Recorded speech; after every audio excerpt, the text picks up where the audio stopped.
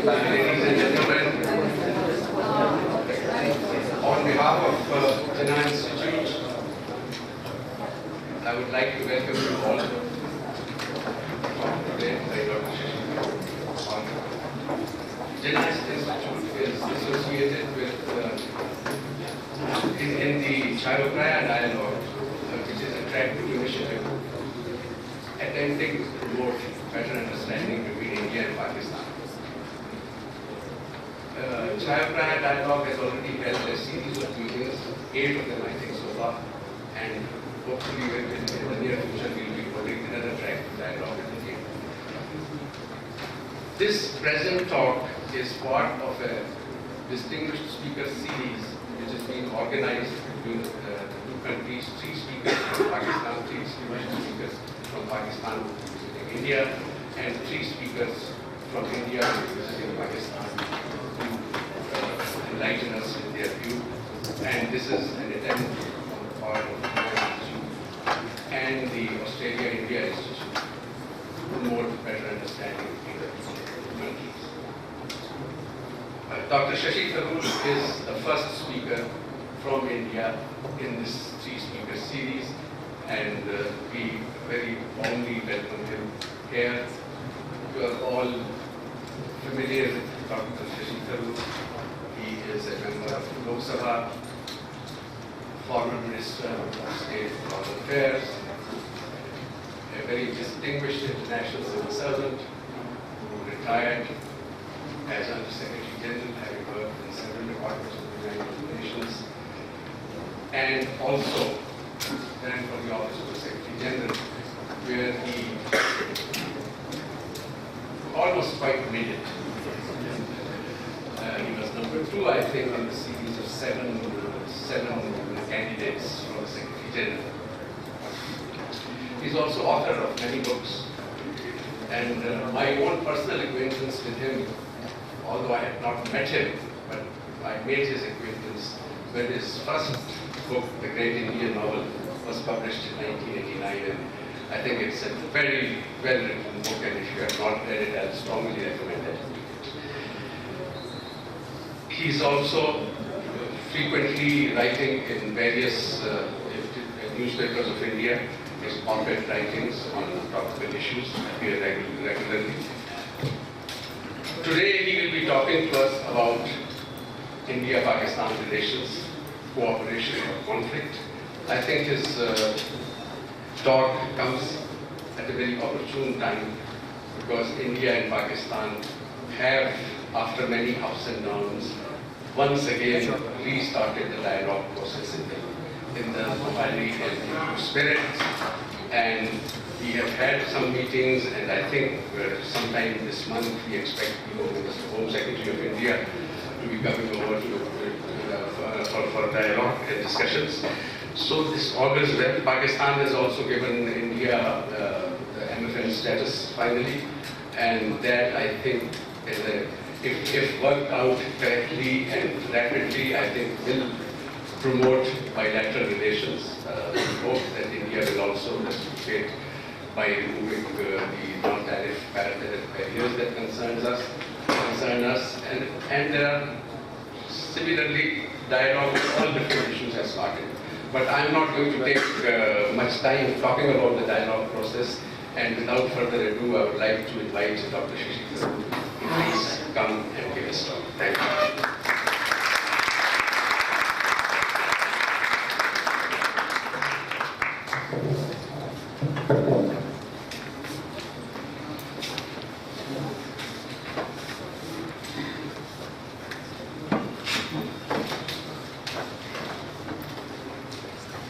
Good afternoon, ladies and gentlemen, and Jinnah, it's a pleasure to see you again after having seen you in Delhi, where you were such a distinguished and effective ambassador, and I'm very touched by the kind introduction. Really, it's a privilege for me to be addressing you at the Jinnah Institute today. I've been reading with avid interest the annual report of the Institute for the last year, and I'm very impressed both with the ambition of the Institute and the kinds of things it has already done.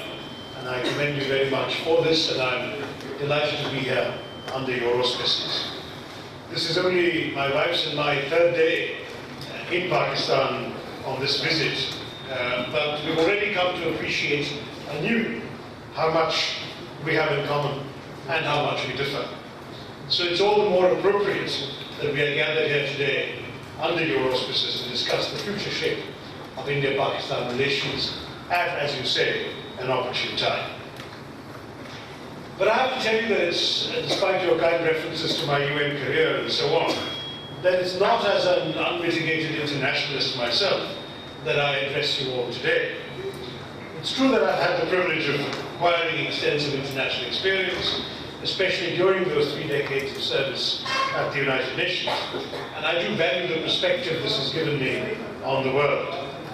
But my own focus as a political figure in India, in the 2.5 short years that I've been in my country's public life, has increasingly been on the domestic realities of my own country. When I think of the world today, I'm conscious of the need to think of it not as a former UN official or a former Indian minister, but from the perspective of a member of parliament from Thiruvananthapuram, which, despite being the capital of the state of Kerala, is still 2/3 a rural constituency. And I must remember that the bulk of my time in recent months has been spent in listening and giving political expression to the voices of the poor, the marginalized, and the downtrodden in my district, a place emblematic in many ways of this ancient land in India roaring into life in the 21st century. So what does thinking about foreign relations mean in this context? Let me tell you frankly that for me, the basic task for India in international affairs is to wield a foreign policy that enables and facilitates the domestic transformation of India. By this I mean we must make possible the transformation of India's economy and society through our engagement with the world, while promoting our security and our own national values of pluralism, of democracy, of social justice, and of secularism within our society. What I expect from my national leaders is that they work for a global environment that is supportive of these internal priorities, an environment that will permit us to concentrate on bringing our domestic tasks to fruition. India is engaged in the great adventure of bringing progress and prosperity to 1 billion people. 1 billion people through a major economic transformation in an era of globalization. At the broadest level, our foreign policy must seek to protect that process of transformation, to ensure security and to bring in global support for our efforts to build and change our country for the better. This is the context within which I must see my country's bilateral and multilateral relationships. And therefore, I hope you will understand in what I'm going to say to you about India and Pakistan, that in my view our domestic transformation should be the overriding priority, even in the making of our foreign policy. And yet internationalism has always been a vital strand of our national DNA. Even at that midnight hour shared by our two nations, when in Prime Minister Jawaharlal Nehru's memorable words, India awoke to life and freedom, our country was deeply conscious of its international obligations. In his historic speech about India's tryst with destiny, Nehru, speaking of his country's dreams, said, and I quote, "Those dreams are for India, but they are also for the world. For all the nations and peoples are too closely knit together today for any one of them to imagine that it can live apart. Peace has been said to be indivisible. So is freedom, so is prosperity now, and so also is disaster in this one world that can no longer be split into isolated fragments." Unquote. It was typical of that great nationalist that at a time when the fires of partition were blazing across the land, he thought not only of India, but of the world. Typical too that these words, uttered 64 years ago, were not only profoundly right, but could be spoken today without the change of a comma. In those 6 decades and a half, the world has become even more closely knit together than Nehru so presciently foresaw. Indeed, today it's fair to say that even those countries that once felt insulated from external dangers by wealth or strength or distance, now fully realize that the safety of people everywhere depends not only on local security forces, but also on guarding against terrorism, walling off the global spread of pollution, of diseases, of illegal drugs, of weapons of mass destruction, and on promoting actively democracy and development. Jobs everywhere, too, depend not just on local firms and factories, but on faraway markets for products and services, on licenses and access from foreign governments, on an international environment that allows the free movement of goods and persons, and on an international system that ensures stability. In short, on the international system that sustains our globalized world.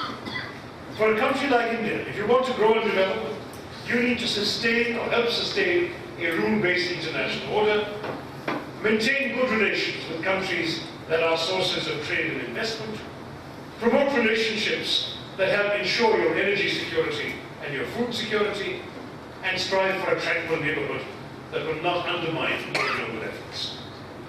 Water disputes with your neighbors, for instance, will affect your development possibilities directly. Political and military hostility and unrest on your borders will divert resources that you would wish to devote to development. Good political and economic relations with your neighbors would, however, not only prevent the negative effects and risks of conflict, but augment the environment that encourages the rest of the world to participate in your progress. I'm convinced the same logic should apply to Pakistan. The fact is that today, whether you're a resident of Delhi or Dili in East Timor, Islamabad or Islington, it is simply not realistic to think only in terms of your own country. Global forces press in from every conceivable direction. People, goods and ideas cross borders and cover vast distances with ever greater frequency, speed and ease. We're increasingly connected through travel, through trade, through the internet, through what we watch, what we eat, and even the games we play. These benign forces are matched by malign ones that are equally global. The world of convergence that I've described is also a world of disruption. In my time in the UN, we learned that the world is full of problems without passports, problems that cross all frontiers uninvited, problems like the problems of terrorism and the others I've mentioned, problems of human rights and human wrongs, of mass illiteracy and massive displacement, problems that require solutions that also cross all frontiers, because no one country, however rich or powerful, or one group of countries, can solve them on their own. We in India were reminded of this yet again on 26 November 2008, 26/11 as we call it, when terrorists from Pakistan assaulted Mumbai and murdered over 180 people in cold blood. The terrorists of 26/11 used the instruments of globalization and convergence, the ease of communications, GPS systems and mobile telephone technology, five-star hotels frequented by the transnational business elite, and so on, as instruments for their fanatical agenda. Similarly, on 9/11 in New York, rather than as forces to bring the world closer together, the terrorists then also used similar tools, the jet aircraft being crashed into those towers emblematic of global capitalism, while the doomed victims on the planes made frantic mobile telephone calls to their loved ones. In other words, the very forces that through globalization are pulling us together seem at the very same time, through international terrorism, to be driving us apart. The terrible notion of a clash of civilizations, a notion I personally reject, has entered our discourse, as the previously benign forces of religion, culture and society have become causes of conflict in many places rather than of succor. Both 9/11 and 26/11 were grotesque reflections of this paradoxical phenomenon of convergence and disruption in today's world. At the same time, 9/11 had already shown us the great cliche about the global village, because it demonstrated that a fire that starts in a dusty cave in one obscure corner of the global village can spread to melt the steel girders underpinning the tallest skyscrapers in the opposite corner of the global village. How much more immediate is the threat when it emanates from the territory of your next door neighbor?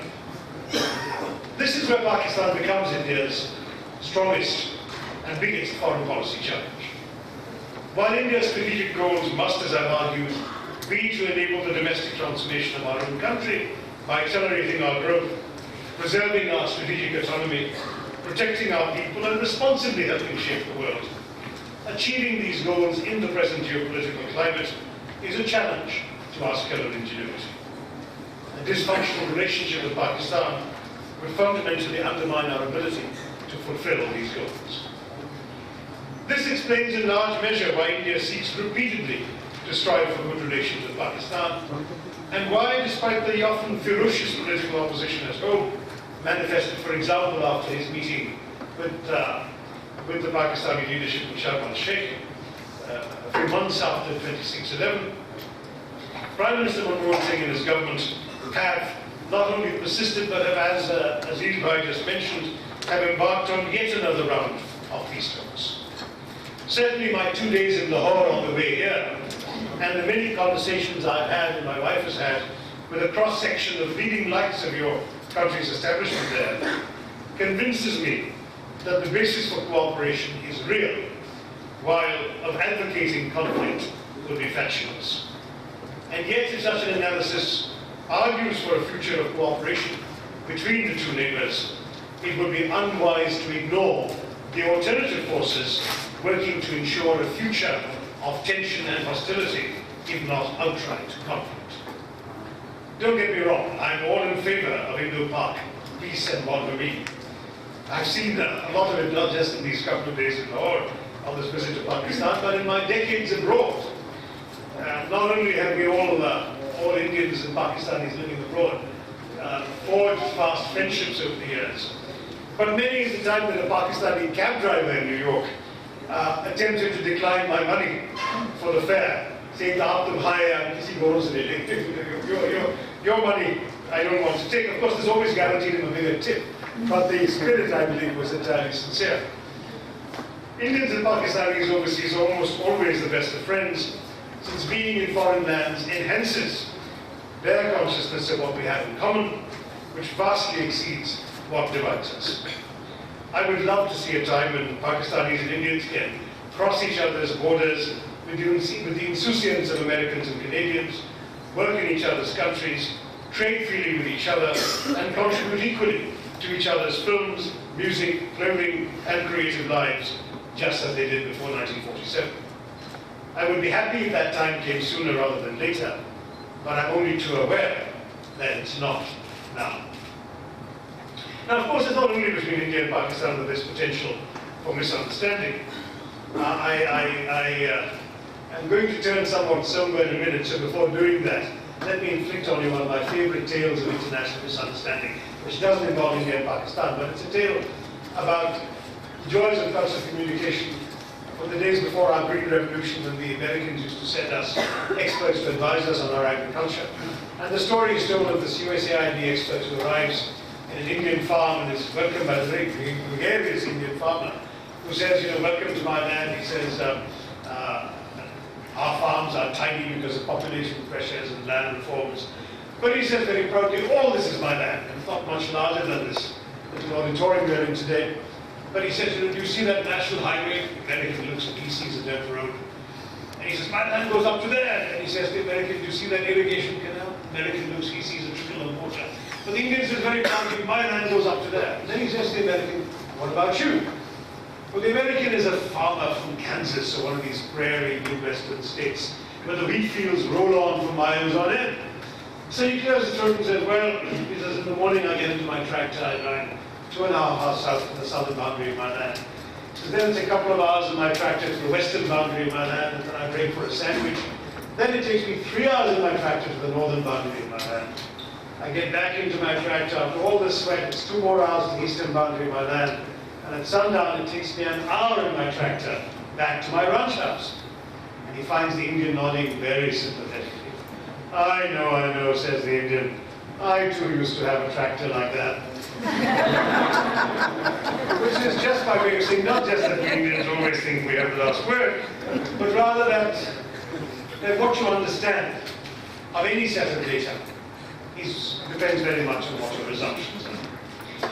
And I think that we have to look at the assumptions on the other side of the ledger. I'm conscious as a guest of the Jinnah Institute that some of what I'm about to say might seem harsh to you. But I feel that these words should be said in the interest of a genuine discussion, and I have stressed to the organizers that whatever time limit has been given to you, I'm quite happy to stay and answer questions for as long as you want. Let me stress, however, that I speak for no one but myself, that I bear no commission from the Government of India, of which I used to be a member, and I come here with no instructions from anyone. Please take what I'm about to say, therefore, as the views of one Indian parliamentarian, no more and no less. The facts of our history give us two different sets of assumptions. To many Indians, Pakistan was hacked off the stooped shoulders of India by the departing British in 1947, in denial of a history that had seen India's Muslim